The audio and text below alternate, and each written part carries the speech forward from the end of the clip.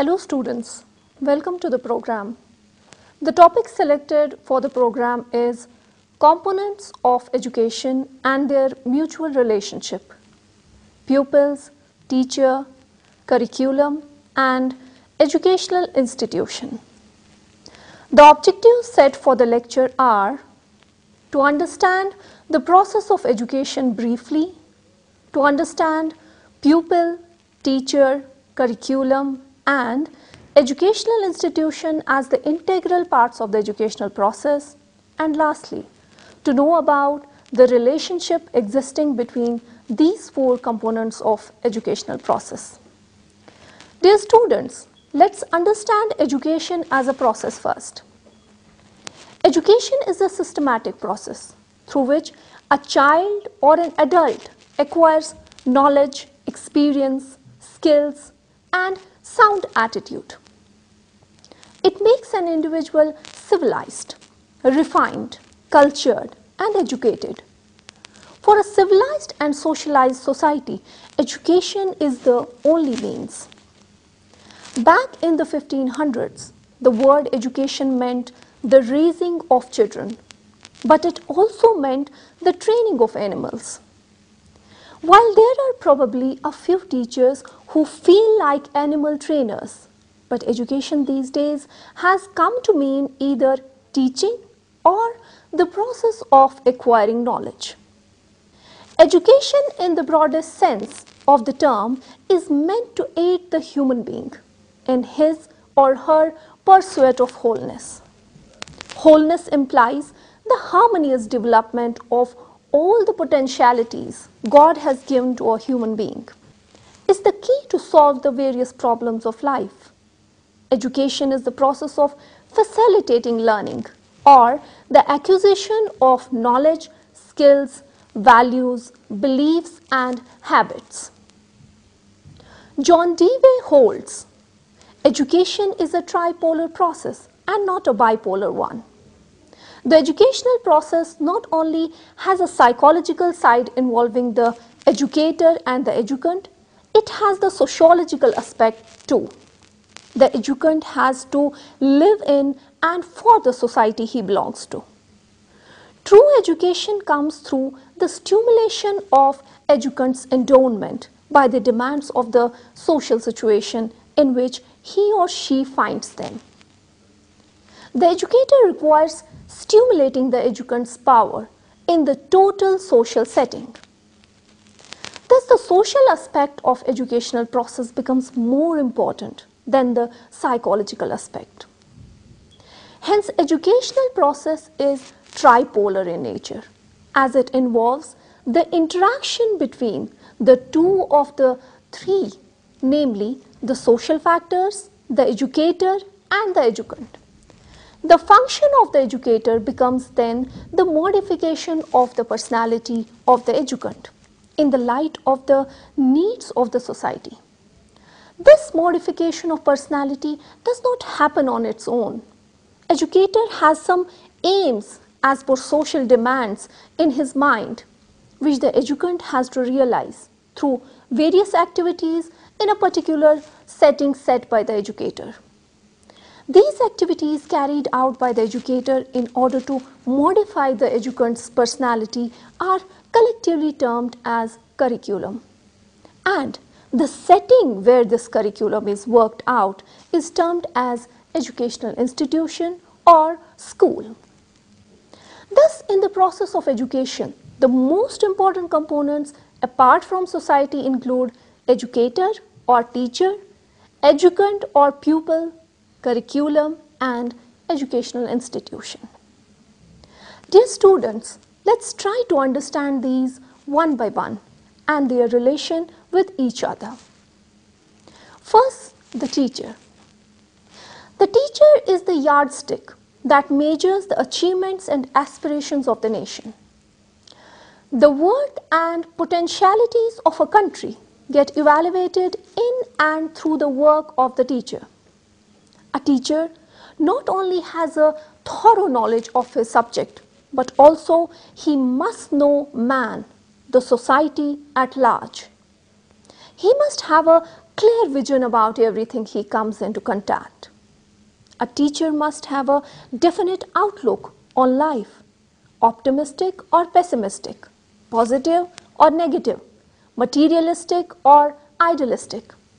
Any one of these beliefs will affect the various problems of education: the aims, the discipline, the curricula, the methods, the techniques of teaching, and the organization. So a teacher must have an adequate and sound philosophy. He must have a thorough grounding in philosophy. John Dewey is of the view that education frequently takes place under the guidance of educators, but learners may also educate themselves. In the attempt of defining quality education, it's of crucial importance to reflect on what is needed of the teacher to provide quality education. There have been many attempts to list the characteristics of the good teacher.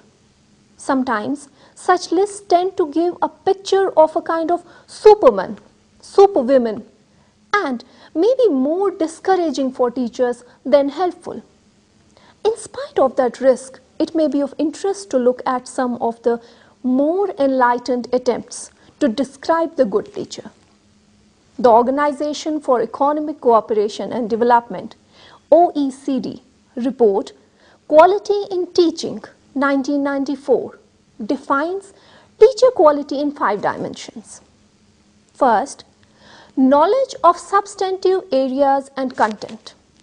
Second, pedagogic skill, including the acquisition and ability to use a repertoire of teaching strategies. Next, reflection and ability to be self-critical, the hallmark of teacher professionalism. Then, empathy and commitment to the acknowledgement of the dignity of others. Then, managerial competence, as teachers assume a range of managerial responsibilities within and outside the classroom. Then second is the pupils. This is the most important of the 3 elements, not only because students are more important than process or situation, but primarily because without the learner there is no teaching. The learner is the focus of any teaching. It's obvious that unless someone is learning, there is no teaching, just as there is no selling unless someone is buying. The word learner is used for persons who individually or collectively comprise the class and on whose behalf educational programs exist and operate. Before the learner is taught, his individuality and personality is studied. Therefore, in order to explore the individual's life, teacher has to keep in mind certain things like learner's instincts and other innate abilities, the learned and acquired abilities, individual differences in terms of abilities and capacities, their interests, aptitudes, attitudes, intelligence and creativity, and mental health and personality. Apart from these things, some factors are to be considered by a teacher regarding the learner, which include family background, prior knowledge, motivation, developmental level, interests, attitude. The third component of educational process is the curriculum.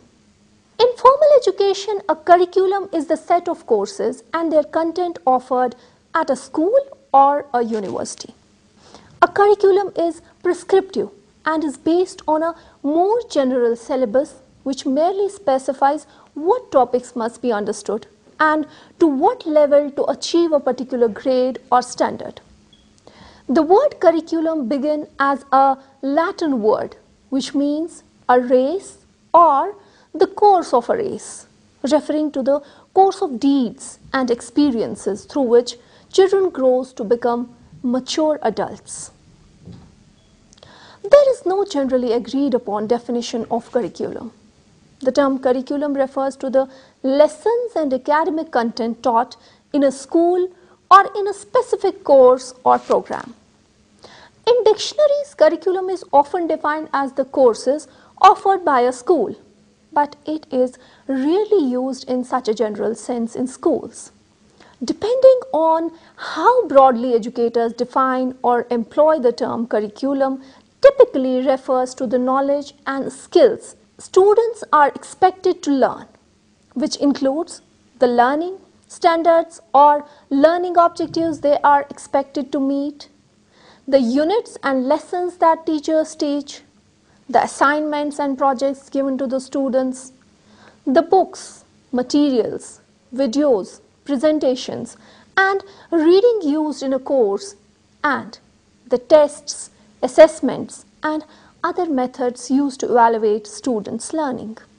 An individual teacher's curriculum, for example, would be the specific learning standards, lessons, assignments, and material used to organize and teach a particular course.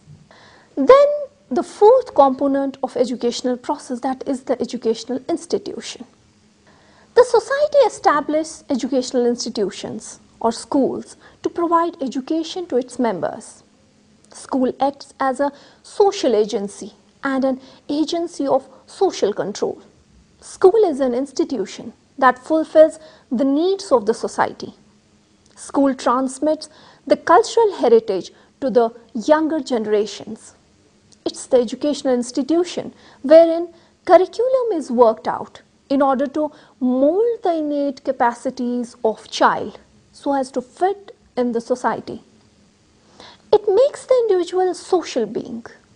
The school provides better understanding for interpersonal and intergroup relationship. School is a miniature society. School reflects all qualities of society. Individuals should develop according to the needs of the society. School must become child's habitat to be a miniature society. Goals and methods are decided by the society. Society is dynamic. It grows and changes, and as such these social changes must not only be reflected in education but also must affect it. The goals and aims are decided according to the nature of society. School transmits culture with necessary changes. Culture changes from generation to generation with the influence of other cultures. Moreover, there may be traditional dogmas and orthodox superstitious beliefs in the existing culture. School considers these things and transmits the modified culture to the younger generation. The schools established by society remodels the future society so as to fit in the ever-changing world. Dear students, now let's have a look over the relationship between teacher, pupil, curriculum, and educational institution. From the present discussion, we can say the teacher, pupil, curriculum, and educational institution are integral and interdependent parts of educational process.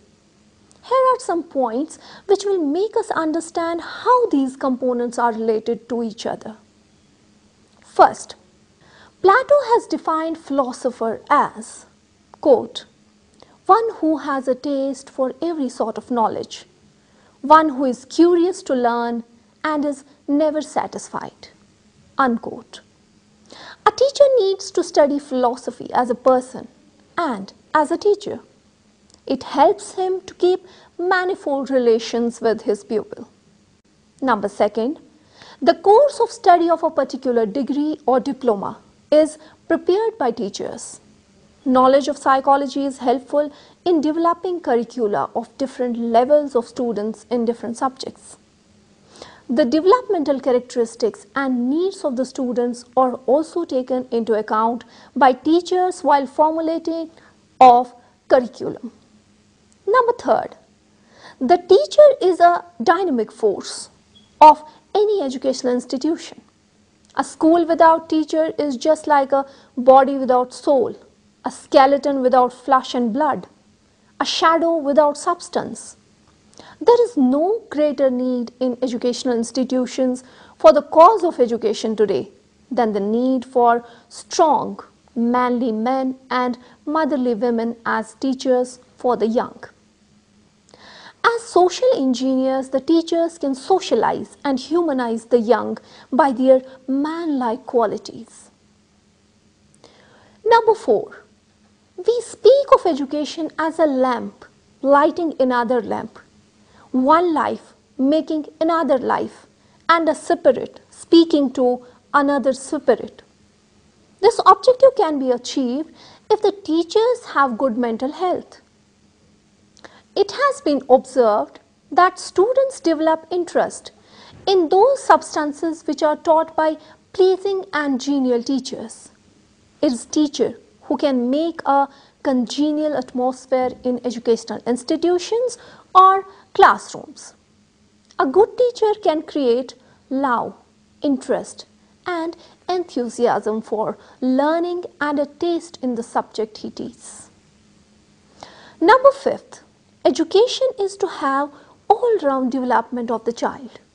The curricular exercise develops only cognitive aspect of the child. Therefore, curricular activities are complemented with other activities like games, sports, scouting, debates, cultural programs, etc. for wholesome development of the child. Number 6. Educational institutions are helpful in suggesting principles, methods and techniques for the selection of learning experiences appropriate to each development stage of the children. Educational institutions, educationists and teachers collectively enunciate how to organize the content or topics grade-wise for giving them the shape of a syllabus or curriculum, even how to cater to the individual differences and individuality of the children while framing the syllabi or curricula. Number 7.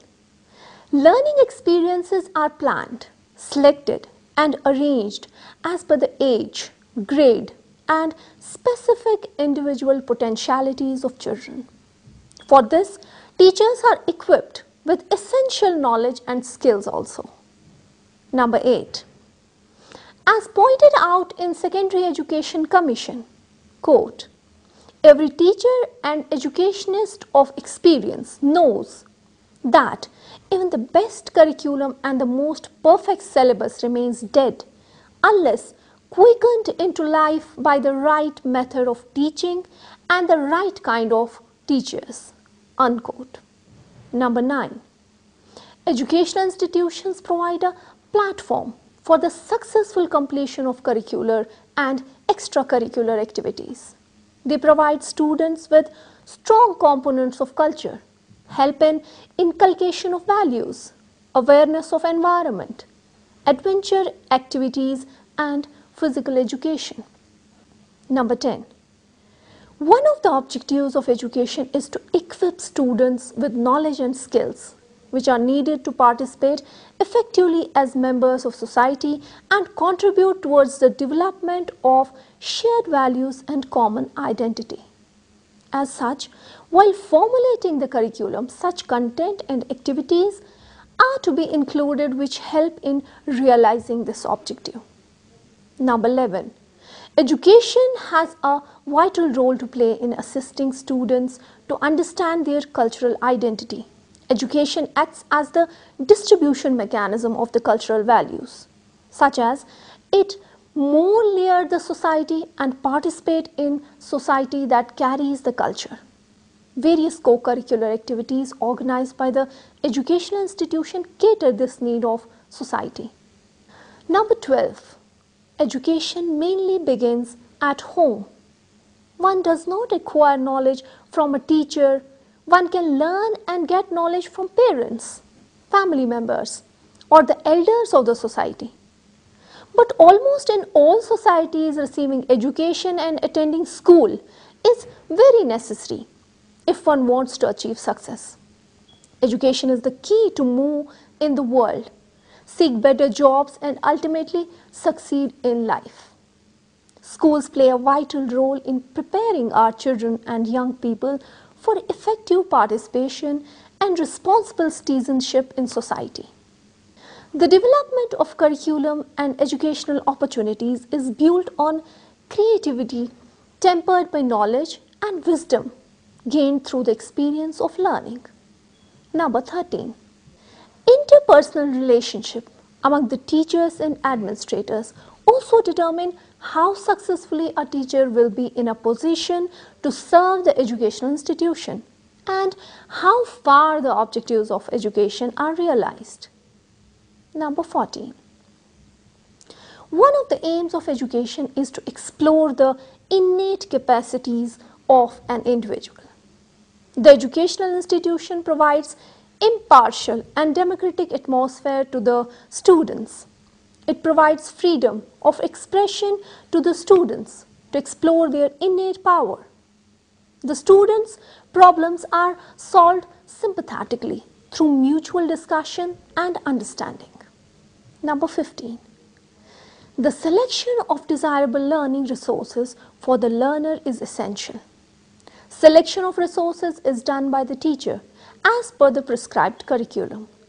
But it is the educational institution which provides teachers with these resources.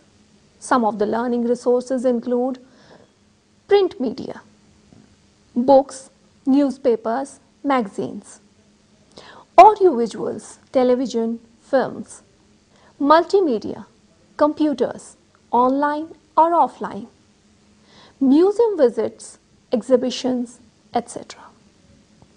So, dear students, we may conclude that education is a tripolar process. It involves the interaction between the two of the three, namely the social factors, the teacher and the pupil.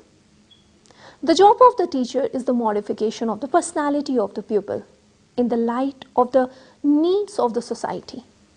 This modification of personality does not happen on its own. Teacher has some aims as per social demands in his mind, which the pupils have to realize through various activities in a particular setting. These activities are carried out by teachers in order to modify the pupil's personality, are collectively termed as curriculum, and the setting where this curriculum is worked out is termed as educational institution or school. Thus, in the process of education, the most important components apart from society include teacher, pupil, curriculum and educational institution. None of these four can be ignored. These four components are interdependent. They work collectively and effectively for the successful completion of educational process. That's all about this topic. I hope you understood the content and enjoyed the program. Thanks for watching.